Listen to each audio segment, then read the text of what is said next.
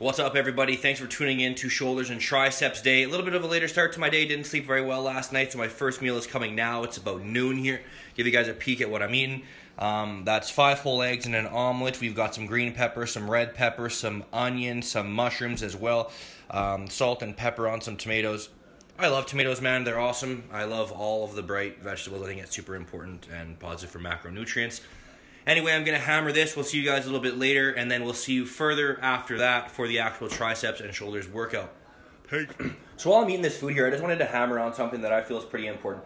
It's important to pick a meal plan or like a main stable of foods that you can consistently eat. You have to make sure you get your calories in. You have to make sure you get your macros and your micronutrients in. The most important thing in the world, and it's been beaten to death, but I'm going to tell you from the perspective of a totally average regular guy, the most important thing about this whole journey you're about to take, pick foods you can consistently eat because it makes it easier to stay on your meal plan. Pick stuff that isn't incredibly time-consuming to make if you don't meal prep so that you continue to do it. And always have a backup plan as far as your food's concerned. A meal supplement, a shake, ideal fast food place. Something along those lines. To keep yourself consistent, you need to be able to put forth an effort that's sustainable forever. What's up, everybody? Terribly sorry, you're gonna have to excuse my mouthful of food. I wanted to show you guys meal 2, but I've already started eating it. But 200 grams of steak, about 200 grams of potatoes, 150 grams of carrots. A little bit more carbohydrate dense than my first meal. I typically tend to do that because I have this old idea in my head from Ben Pakulski. If you don't know who that is, you should definitely look him up. He was one of the first science-based training aficionados. Your body's essentially in fat burning mode until you consume a certain amount of carbohydrates. So I always try and have my first meal very carbohydrate lacking and then hit my carbohydrates throughout the day. But reason for showing you meal 2 is I kind of want you guys to have an idea of what's fueling my body when I go and hit the workout. Today's shoulders and triceps, as you already know. Jacked up about it, really excited to give you guys another scientific explanation for the reason I chose the movements, rep ranges, exercises, so on and so forth. I'm going to work out a little bit earlier today. I'll probably go within about 30 to 45 minutes of this video being shot because I had some stressful family stuff that happened over the course of the weekend. Totally threw my sleeping patterns out of whack. And then following that, I've continued to go to the gym later and later throughout the week. And I keep waking up at like 3:30 in the morning because I've only been asleep for a couple hours. At that point, I'm in an REM sleep, so it's a lighter sleep. So any noise, any fidget, anything, my Netflix turns off, boom, I wake up, and then I'm screwed for an hour. So I'm going to go earlier in hopes that I can get to bed earlier and kind of reset my sleeping pattern because obviously recovery is important for making gains. So thanks for watching, guys. We'll see you shortly at the gym. What's up, everybody? We're getting into shoulders and triceps. So here's a good look at the workout. I got some goodies in this one for you, so let's get right to it.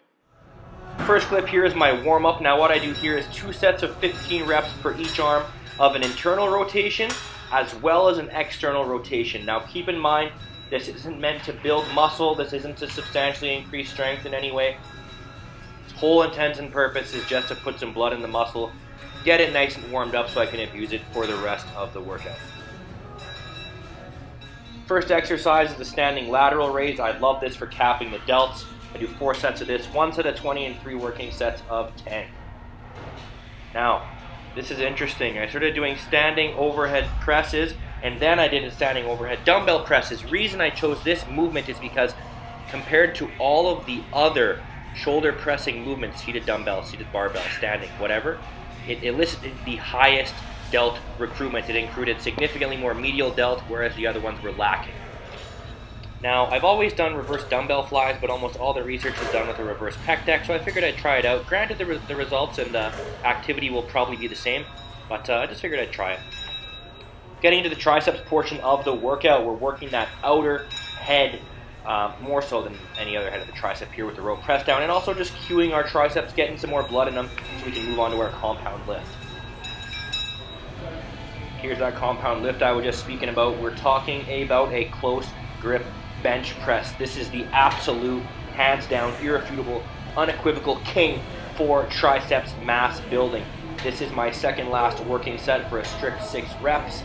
God, I love these. Incredibly important for adding mass on your triceps. Now, we mentioned working the outer head of the tricep. In order to get a better stretch, a better weighted stretch on the long head or the interior head of the tricep, you need to do some above the head pressing. Now, the reason I use cables is because I'm a fan of the constant tension. I like the tension throughout the course of the whole movement, as opposed to a dumbbell or a barbell where the tension is highest at the top. I prefer to have the muscle under tension and under load for as long as humanly possible with good forms.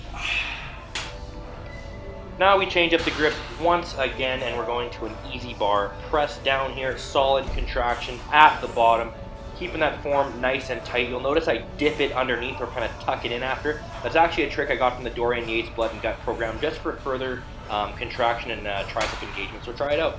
Let me know what you think. What's up, guys? So we just finished shoulders and triceps. I smashed the McDonald's because I'm a terrible human being. It was a great workout all in all. I finally got the program tweaked to where I want it and hitting things the way I want them to be hit. I gained weight again, and I wanted to mention that because the weight progression as far as being natty is really weird, because back before when I was on juice, it was pretty linear, like week to week to week to week you could check, but like this week has been weird. Like I weighed on Sunday, I was 218. Then Monday, Tuesday, Wednesday, whatever. Well, Tuesday. Then I go and I measure today, and all of a sudden I rocketed up, and I was 221. So I don't know. This has taken some getting used to for sure, but it's definitely been awesome. So thanks for watching, guys. If you have any special requests or there's any takeaways you want me to touch further on regarding today's video, feel free to let me know. Obviously, my next 3 days are rest days, but I will still be putting out content. I want to do a video regarding steroids and the side effects and the myths, so on and so forth.